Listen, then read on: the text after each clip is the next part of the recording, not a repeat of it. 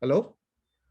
Hey, Meena, check your network. Our CEO just is complaining about the reports. Can you just make sure everything is good at the network side? Are you kidding me? Our network is looking golden. There is no congestion. There's a lot of bandwidth available. The application that the CEO is accessing has the highest priority. So everything is looking fine. Are you sure? Look, I have my top-notch APM tools with me. I can see my web servers are happy. I can see my business logic tier is happy. My database is all healthy. I do not see any delays. My APM tools tells me it is not the application. I have 100 NPM reports generated, Yash, and everything says my network is golden. So, guys, this might be very common in our enterprises today, right? We have the networking team with the NPM tools, the application teams with the APM tools, but they still are not able to find the problem. Now we have a culmination of APM, NPM, and this new technology, this new solution called DEM. And so we're going to talk about APM, NPM, and DEM in this video. So APM, application performance monitoring, this is not a new technology. This has been around for more than a decade now. Inside of a typical data center where you have all the applications living, most of the applications follow the service-oriented architecture, right? They have the web tier, the middle tier, they have a backend database or maybe a storage area network. What APM does is it gives customers the visibility from the health of the physical servers on which they are deployed to the web server to the business logic tier to business logic to the database query. So, for example, when you say an application is slow, it could mean a multiple things. It could mean that maybe it is a load on the web server. Maybe it means that there is a Java thread that is stuck. Maybe it means that the developer needs to write multi-threading code for that particular application. Perhaps it's an extremely badly written SQL queries from the business logic, from the middle tier to the database layer.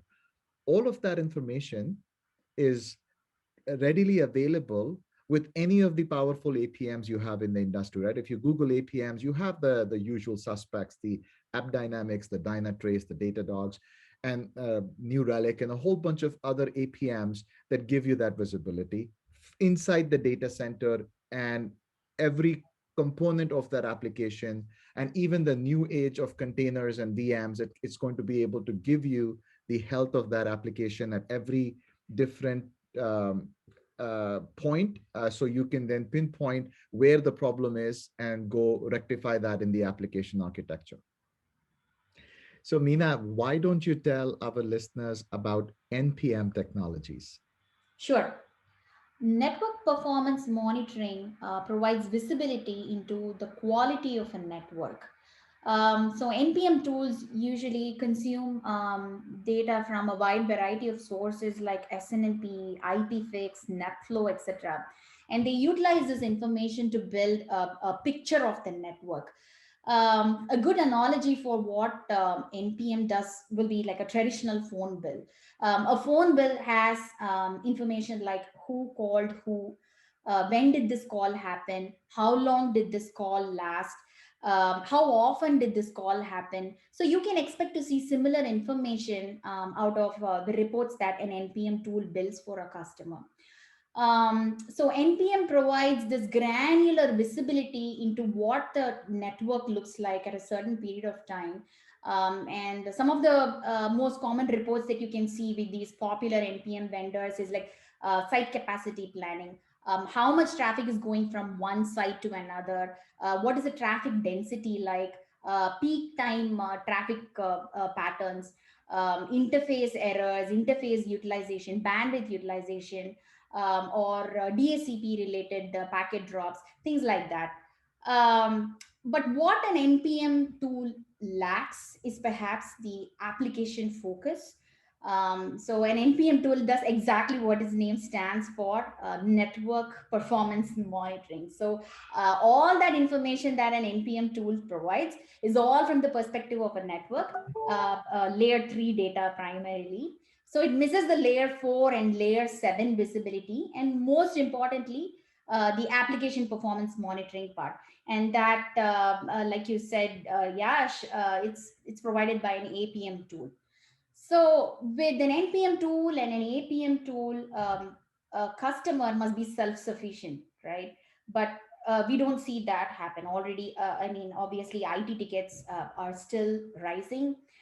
Enterprises are struggling to fix issues. End user experience is constantly remaining inconsistent. So obviously, there is a vacuum, and this vacuum is filled by a solution like DEM. So why is DEM so unique compared to APM and NPM? The main reason being, a DEM tool is capable of quantifying the end user experience as a metric. Now, this isn't something that NPM or APM can do. And also, it provides a hop by hop or segment wise insights. Now, when I talk about end user experience, right? I mean, end user experience being presented as a metric. So, what exactly does this mean? Say, for example, to start with something simple, who is originating the traffic?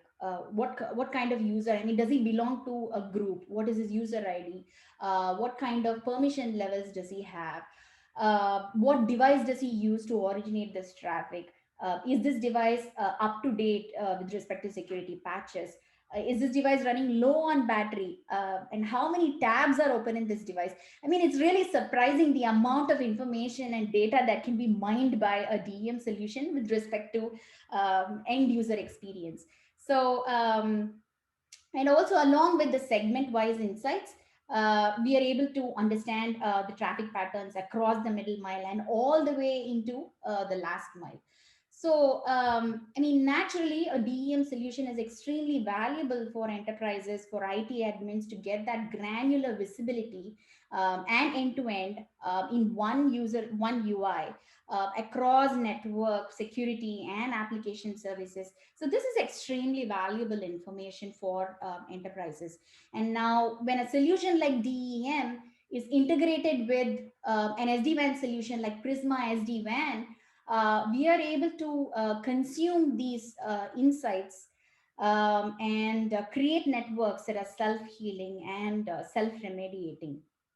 So, Meena, you talked about DEM, right? And now we have a new term called ADEM, as if the industry didn't have enough four-letter words. Now we have autonomous digital experience monitoring. And what I want to do is I want the network engineers listening to us. I want you to think about this like 10 years ago, we had the problem of how do we detect network or routing protocol outages. And we came up with a very lightweight agent, BFD, and all the other routing protocols would rely on BFD to say where there is a problem.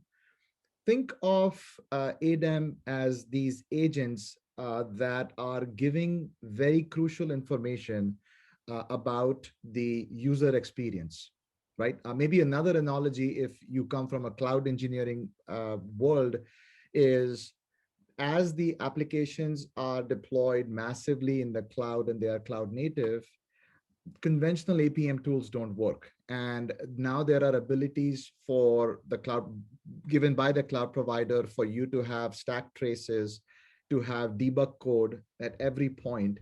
Well, ADEM is something similar. It, how great would it be if you had the ability to get the knowledge of what the user is doing from Wi-Fi signal to how many tabs the browser has to the path of the network to the application stack itself. So the whole culmination of NPM technologies, APM technologies, and the user end user attributes, that becomes DEM. And when you actually take actions on these metrics, that becomes ADEM, Autonomous Digital Experience Monitoring. So Palo Alto recently acquired a company, Cenefa.